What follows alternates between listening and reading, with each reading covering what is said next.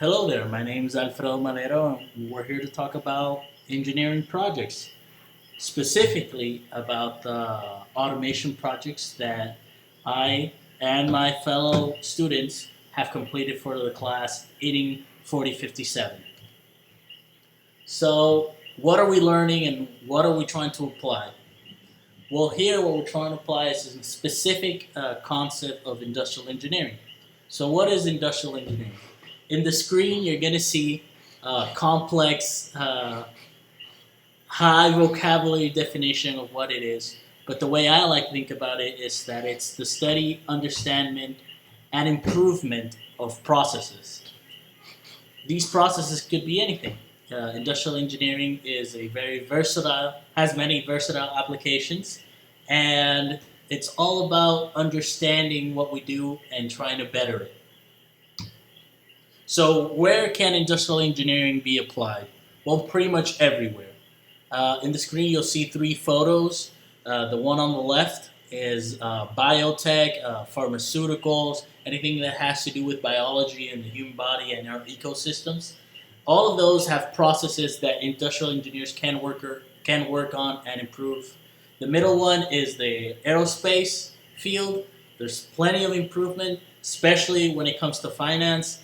Due to the COVID-19 situation, airplane companies or air transit companies right now are in a very tight spot, and cutting costs or finding innovative ways of making money and reducing costs could be their saving grace now. And at the far right, you have your traditional manufacturing plant. It could work from all kinds of complex materials to the most simple processes.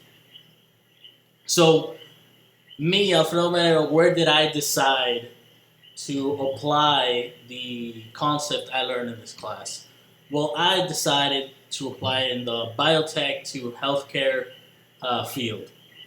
This is because I've had some previous experience with it, and given the times that we're living through right now, we're going through the COVID virus spread, and I feel that this is my way of helping out the doctors and the nurses and all those healthcare professionals who are in the front lines and doing their best saving people. So the specific part of industrial engineering we're going to be focusing in is automation. This has a very simple definition. It's the use of largely automatic equipment in a system of manufacturing or other production processes. Pretty much automation, what it does is it allows production to implement machinery that can help reduce risk if workers are working under hazardous conditions. It could improve production times. It could even aid operators on the line and help them do their job more ergonomically and safer. So what does automation look like in the medical field? Well, I think it's very important that we discuss this because, like I said, industrial engineering can be applied everywhere. But when it comes to the medical field, we're pretty much going to be surrounding all of our work around the people who are out there working right now, helping fight the COVID-19 virus. So all that we have to do will be surrounding these healthcare professionals. I have a simple example of what a doctor or a nurse might go through once they're dealing with COVID-19 patients.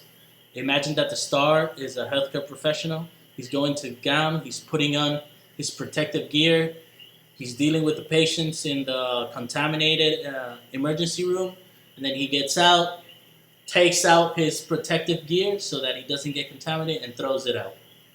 So what my project is we're thinking about reusing those gowns, not only for the economic benefit, but for the environmental benefit of not having to throw out these plastic or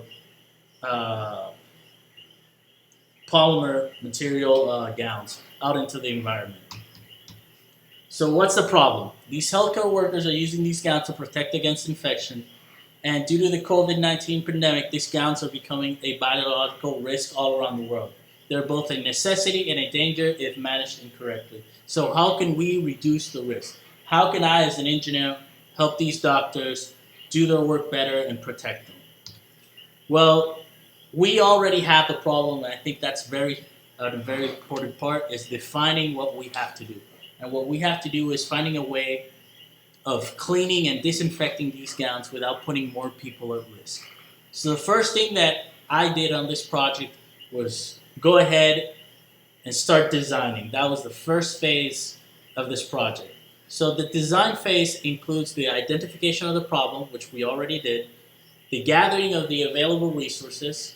Well, as an industrial engineer, you'll have all kinds of resources, physical resources like motors and relays and sensors, but you'll also have people with years of experience which you can ask about and work with, so you'll also have the experience resource.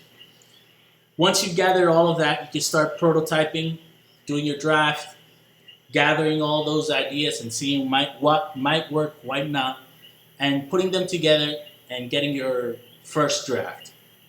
Once you get that first draft, you discuss it, you present it to some of your colleagues, see how that's going.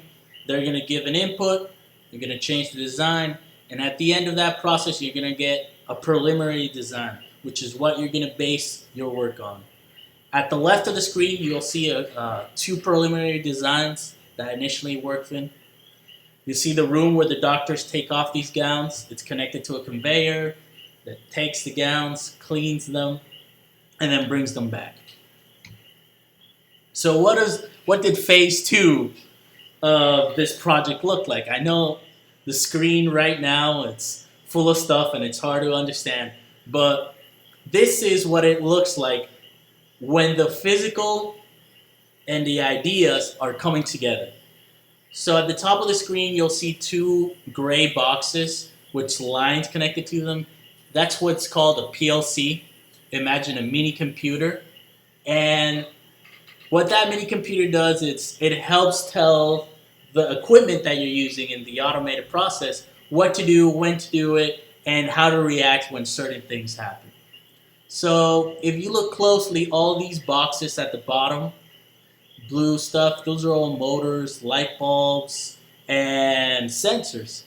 And they're all working together to make sure that those gowns are reaching the destination that they have to, getting disinfected and washed correctly, and then returning and being available for doctors to use.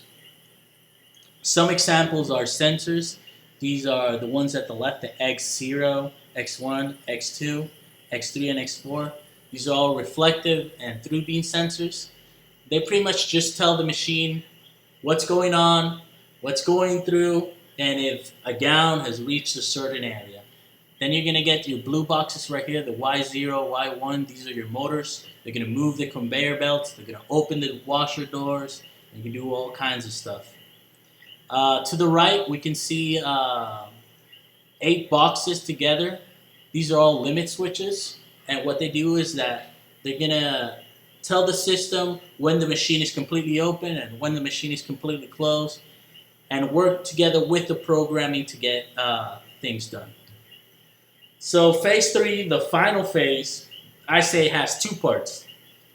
So you would have to write a program to get that PLC to work correctly.